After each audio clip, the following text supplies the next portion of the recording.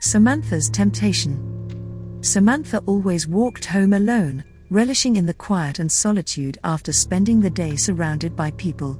The sound of her footsteps echoed in the empty streets as she made her way home, her breath visible in the chilly autumn air. She couldn't help but glance over her shoulder every now and then, feeling like she was being watched. As she turned the corner onto her street, Samantha's heart started racing. She could see a figure in the distance, but couldn't quite make out who it was. She quickened her pace, but the figure seemed to be getting closer and closer. Samantha tried to calm herself down, telling herself that it was probably just a neighbor out for a late-night walk. But as the figure got closer, Samantha's fear intensified. The figure was tall and imposing, dressed in a red suit with horns protruding from his forehead. Samantha couldn't believe what she was seeing. Was this some kind of elaborate prank? Or was she hallucinating? Before Samantha could even react, the figure spoke. "Good evening, Samantha. I've been waiting for you." Samantha was frozen with fear. How did this figure know her name? Who was he? She couldn't tear her gaze away from the devil's piercing eyes. "I am the devil, Samantha. And I have a proposition for you." Samantha's mind was racing. This had to be some kind of sick joke. But as the devil spoke, Samantha couldn't help but feel a tinge of curiosity. He promised her things she had only ever dreamed of: popularity, success, and wealth. And all she had to do was make a deal with him. Samantha knew it was wrong, but she couldn't resist. She had always felt like an outsider, and the idea of finally fitting in was too much to ignore. So she made a deal with the devil, and her life was never the same again. Strange things started happening after the deal was made. Samantha's grades improved, she was suddenly more popular, and doors seemed to open for her effortlessly. But every time she closed her eyes, she felt like something was watching her. One night, Samantha was alone in her room, trying to shake off the feeling of being watched. She buried herself under the covers, hoping to find some peace. But as she closed her eyes, she felt a weight on the bed next to her. She opened her eyes, and there was the devil, sitting on the edge of her bed with a sly grin on his face. "Hello, my dear Samantha," he said. "Did you miss me?" Samantha couldn't believe what was happening. How was the devil here, in her room?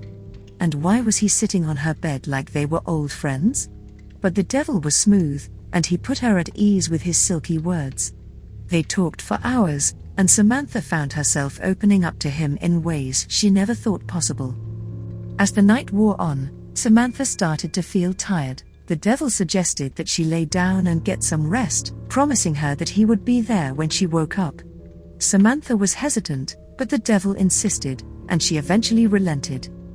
As she lay in bed, Samantha felt the devil's presence next to her. She tried to ignore it, but it was impossible. She could feel his breath on her neck, his hand tracing patterns on her arm. She was terrified, but also strangely attracted to him.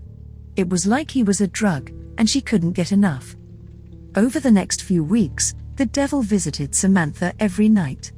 They talked, they laughed, and they even slept together. Samantha knew it was wrong, but she couldn't help herself. She was addicted to the devil. As days turned into weeks and weeks turned into months, Samantha's reputation for being ruthless and cutthroat only grew.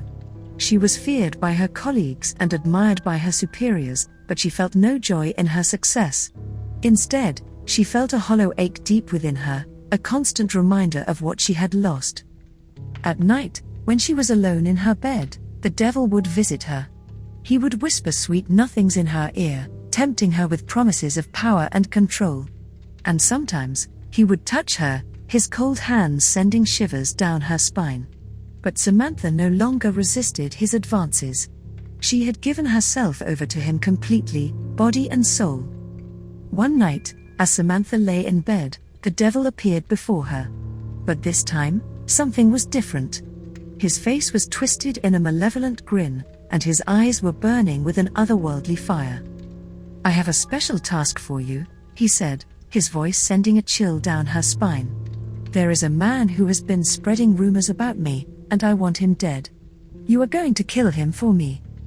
Samantha was taken aback. She had never killed anyone before, and the idea of taking a life filled her with terror. But the devil was insistent, and he promised her even more power and success if she completed the task. So Samantha agreed. She stalked the man for days, waiting for the perfect opportunity to strike. And then, one night, as he was leaving a bar, she pounced. She plunged a knife into his chest, and he fell to the ground, dead. Samantha felt a rush of adrenaline, but it was quickly replaced by a deep sense of guilt. She had just taken a life, and for what? To please the devil? She knew then that she had gone too far, that there was no turning back.